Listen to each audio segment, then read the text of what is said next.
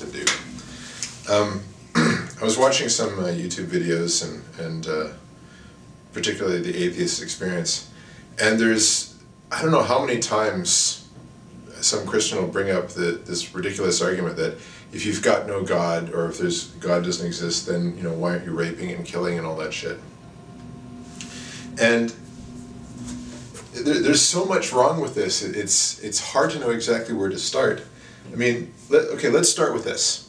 If that was true, if having God in your life prevents you from raping and killing and doing all this and being a criminal in general, then in a country that's 80%, that advertises itself as 80% Christian, we should see an 80% drop in crime over more atheistic countries like Japan and Japan and Sweden and Denmark and Norway. But we don't see that. We see the opposite. We see higher crime rates in the United States than in other countries. So the United States has a very high population of Christians and a very high crime rate. And then you look at things like, you know, the Catholic priests who were raping children, and who, by the way, I don't think nobody's been arrested yet. So much for, you know, divine justice. And what you'll often hear Christians say is, well, they're not real Christians. So when you say that this is a country with 80% Christian, really are you saying that it's only 10% Christian? You know, the 10% that you think are real Christians, and the 70% that aren't actually real Christians, like the Westboro Baptist Church people, or the Catholics, or the Southern Baptists, or whoever you're not. If they're not real Christians, then you can't say it's an 80% Christian country. You'd have to say it's a 10% Christian country, or whatever small sliver of percentage your particular group, who are the real ones, they represent. So really, it's only a 5% Christian country, or a 10% Christian country. Now, the other thing I want to point out is that whether or not you're a Christian, or an atheist, or a Muslim, or a Jew, or whatever, there's the fact you may be an asshole, and you may be religious, or you may be non-religious. So you could be an atheist asshole, or you could be a religious asshole, or you could be an atheist nice person, or you could be a religious nice person. So your assholeness and your religiosity are actually two separate factors.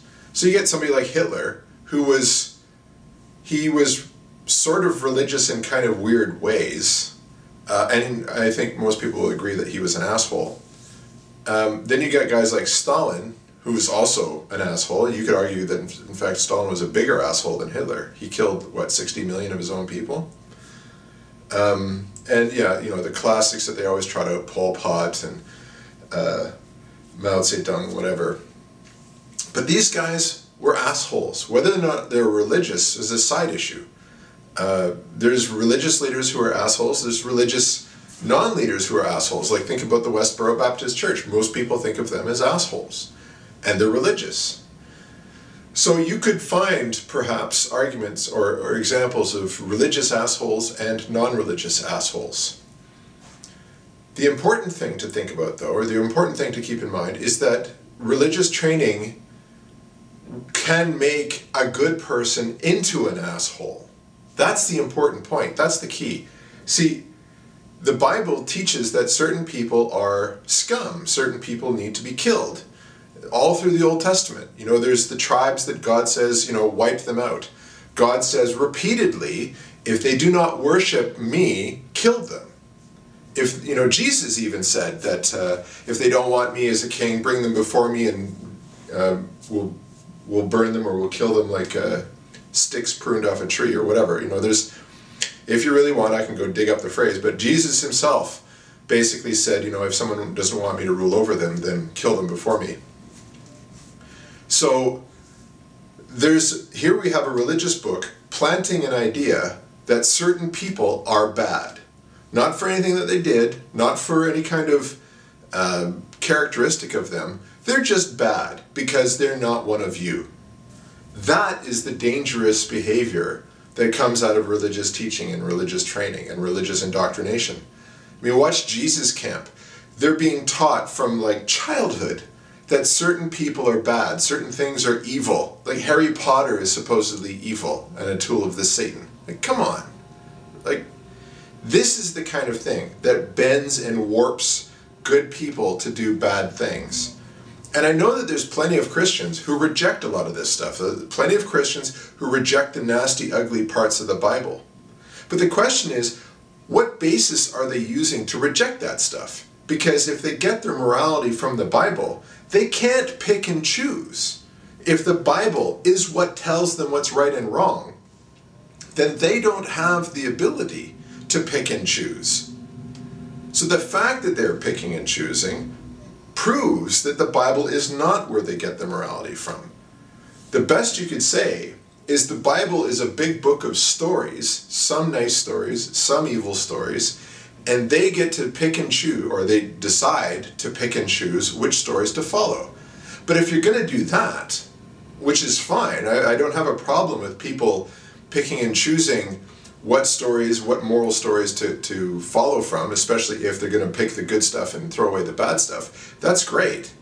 But A, don't claim that you're Christian or that this is your religion, because you're creating a very small personal subset of the religion. That's not Christianity, that's your religion, like your own personal individual religion. And second, you don't have to get all of your stories just from the Bible. You may as well go to the Church of Satan and read the Satanic Bible. Now, I know that Christians hearing that are going to freak out probably, but the thing is, if you actually look into the Church of Satan, nowhere do they say that you should kill someone. Nowhere do they say that that group of people over there, they need to be wiped out, or they are unclean, or anything like that. They don't say any of that. The most you could say about the Church of Satan was it's mostly involved in self-pleasure and, taking care of yourself, but not necessarily taking care of yourself, or not taking care of yourself at the expense of others, just taking care of yourself, making sure that you're okay. So if you're not into that, if you're not into making sure that you're okay, you want to put all your effort into others, that's fine. But the point that I'm trying to make is that if you're going to grab a collection of stories, whether it's fairy tales or religious books or whatever, if you're going to collect this, or start from this big ball of stories and pull from it the pieces that you like, pull from it the pieces that make sense to you, that fit with your world picture, then you are making your own religion. You are not a Christian or a Jew or a Hindu or a Muslim or whatever. You are something on your own. And your religion does not teach what you are teaching. So anyway, that's sort of just an all over the place rant. Thanks.